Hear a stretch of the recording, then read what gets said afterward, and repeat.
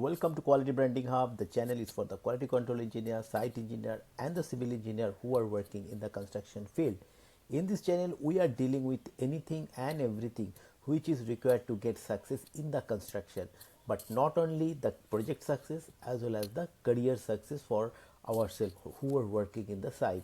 So, today, what I have to discuss, of course, it's about a concrete. It's a curing. All you know that the curing is important for the concrete strength and durability, but there are different types of concrete: the water curing, chemical curing, and another special type of concrete curing is also there, that is steam curing, and it is widely used in the industry, the steam curing. So in today's video, what is steam curing, what is where the area where we need to use steam curing, what is the advantage, what is the disadvantage, and what is the requirement, that all I will discuss in today's video, each and everything. So stay tuned until the end to get the full information. And if you are new in my channel, kindly subscribe my channel and hit the bell icon so that whenever I upload a new video, you will get immediate notification. So without wasting time, let's go to the subject, that is steam curing. Now, what is steam curing?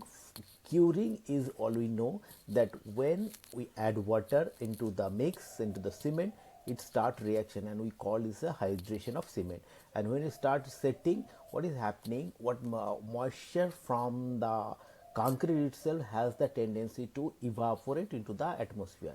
Now if it is happening, what is happening, there will be less amount of water inside the concrete, because as per the water cement ratio, we added water exactly what are the water required for the concrete itself. Now from there, now if it is evaporate to the moisture into the environment, what is happening, there will be less water to react with the cement, and if there is less water, then the reaction of cement and the water will be less, then the formation of CSH gel will be less. So what is happening, this CSH gel is reason for the strength gain. So strength gain will be an issue, same way as a durability will be an issue. So what is our intention? Our intention to keep the moisture of the concrete itself into the concrete, so that it has the same amount of water to react with the cement, and it can keep the desired strength and the durability.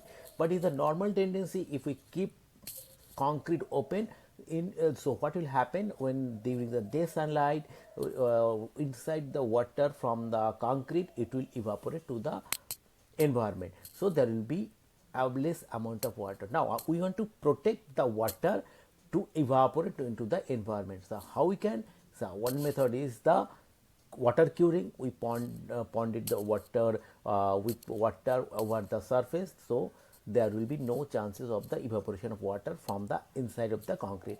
And also the chemical curing.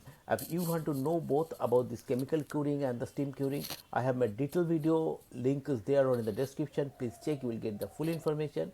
And another type of concrete is the, another type of curing is the steam curing. There is a special type of curing called the steam curing. So why steam? The steam, you know, in the term steam, that means we are supplying steam over the concrete surface. We are not supplying the water, we are not applying the chemical. Now we are supplying the steam over the concrete surface, so that steam means we are giving steam into the surface of the concrete. Why? Because it is help to gain the strength, accelerates the strength or accelerate the reaction between the cement and the water. So early strength gain is possible. So this is called the steam curing. Now we need to know what is the steam curing method and why it is important. So keeping to you 7 to 28 days is required, but in the steam curing we can get the strength within 72 hours, 48 to 72 hours. So we need to make it very precise to get the strength.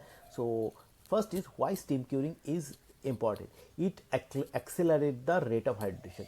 All I discussed that the cement and water with reaction, it's called the hydration of cement, and it's formed the CHA gel, and which is the reason for the strength development. Now when we are applying steam onto the surface, what is during the steam and temperature, what is happening, it accelerates the rate of hydration. That means more quickly the CH gel will form.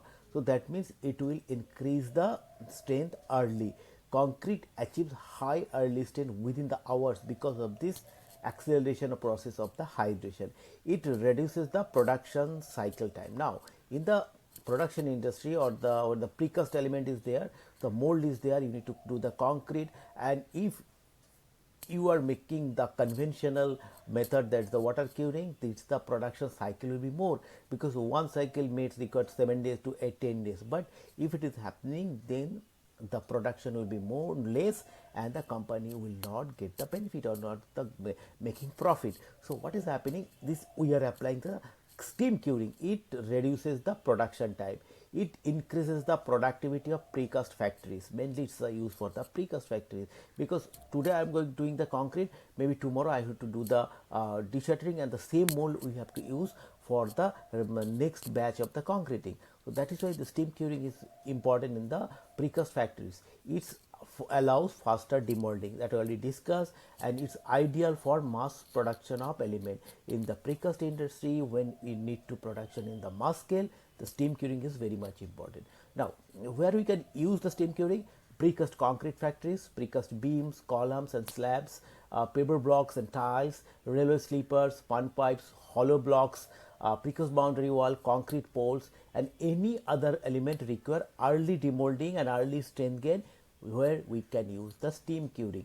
So where is the speed plus strength, that's the steam curing. It's the blessing for us that we can remove the mold and we can get the strength in early hour, so that our production cycle, our project is speeding up. So that's why this steam curing is extremely important in the precast factories. Now, what is the procedure? Procedure is that initial day there is a pre-steaming first, that is within the 1 to 4 hours after the initial setting time, we just have to start the initial set or pre-curing period. Then concrete gains strength, early stiffens before heating.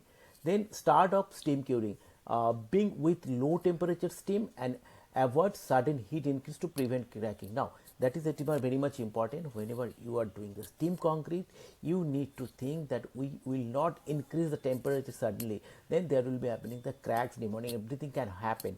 So there will be control increase of the temperature. Then step 3 is the heating process. Increase temperature gradually, and recommended temperature not more than 22 degrees centigrade per hour. So we cannot increase the temperature beyond 22 degrees centigrade, but again it has to design. And if you are working in the precast industries, or you need the steam curing, check with your consultant, check with your design engineer or the structural engineer, then he will help you out what will be the incremental method, or what is the temperature to be increased per hour. Then prevents thermal shock. Then the step 4 is holding phase. Now what is the first phase we say, that is initial period, then start of steam curing, heating phase, now holding phase. Now we have make the curing, and we have make the temperature, relative humidity, everything inside the mold. Now we need to hold that phase. So hold the concrete at a temperature in between 50 to 60 degree or sometimes 70 degree. Maintain relative humidity greater than 90%, and maintain the stage for required strength gain. Now if your design mix is required 72 hours steam curing, you need to do the steam curing and you need to do the cube test before demolding, because if you are not getting the cube result, that means you cannot do the demolding or you cannot do the deshutter. So that is why you need to test in the early age whenever it is required, 72 hours, 48 hours, depending upon your design and depending upon your requirement. You need to do the cube test, and if it is satisfactory, then you can do the demolding. Then the cooling phase reduces temperature slowly. Cooling rate again the same, not more than 22 degrees per hour, or as per the requirement of the structural engineer.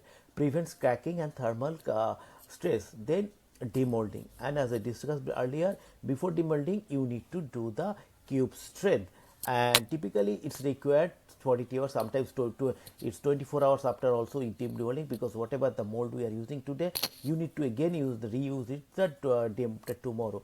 So we need to plan accordingly what is the my demolding time. And relevant ICE code is 7867, giving some guidelines, but it's not elaborately that what is the temperature limit, what is the pre-steaming period, everything is given. And also IS 456 and IS 516, that is the mother of the civil engineering of the construction phase.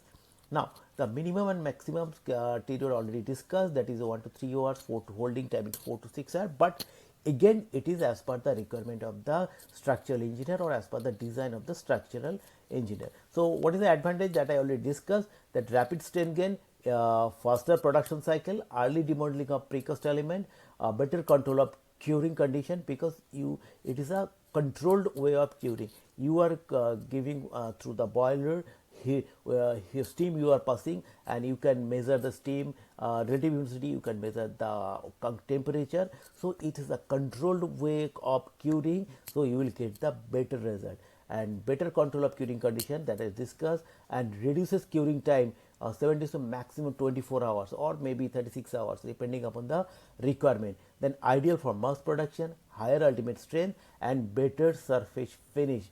So it's in the precast industry. What is required after demolding? We are not doing any plaster or anything directly, we are applying the paint in the precast element. So it requires the better concrete finish, and the steam curing also help for the better curing finish. And what is the disadvantage? Because there is always a disadvantage, that higher cost due to steam boiler, because you need to install boiler. So in the boiler you will supply the steam, so there is a cost, and requires trained operators, because it's the scientific one and it's the required for the controlled environment, and that is why required the trained operators. And then risk of thermal cracking if not controlled. If it is not steam is passing in the controlled way, the thermal cracking can be happen. And increased energy consumption, because we are using boiler, so you are using heat, so it's a higher energy consumption, that is not good for our environment, and not suitable for on-site concreting, because it's required boiler and it requires lot of equipment instrument to pass the steam, so it is not suitable, and overheating by reduces the long-term strength. Now these are the advantage and disadvantage. Now what is the checkpoint that you need to, as a QC, what you need to check? The before steam curing, check concrete mix design as it is required for any concrete, ensure water cement ratio is maintained, ensure molds are clean and tight, temperature and humidity sensor must be functional, because you need to measure the temperature and the humidity in each and every stage. Ensure a minimum 1 hour of pre-steaming period. Then during steam, what you need to know? You need to monitor the temperature, maintain humidity, ensure steam distributed is uniform, and also check for water droplets, avoid condensation on concrete surface. Then after steam curing, ensure controlled cooling, because you cannot heat directly without the control measure, that's maximum 22 degrees centigrade or as per the structural engineer recommendation. The same way cooling also you have to do. So that is why it is very much important from the QC point, that the temperature rise and temperature fall, that it should be as per the guidelines or the structural designer. And also you need to check the relative humidity and record curing cycle data and verify concrete meet stripping strength. And whenever you are demolding, as the other concrete also, you need to check the surface, you need to check the surface, and if there is any surface defect, immediately you have to apply the repairing method as per the approved methodology, and you need to set for the final delivery. And also it's required, you need to check the cube strength, because it is required before the demolding. So these are all about the steam curing. It's a special type of concrete. I hope you find it useful, and if you find it useful, kindly subscribe my channel and hit the bell icon, so that whenever I upload a new video, you will get immediate notification. And if you want to know anything more about quality control and construction, please let me know. I will come with more content like this, and I'm waiting for your valuable comments, so that from your valuable comment everybody will be benefited. And thank you once again for watching me.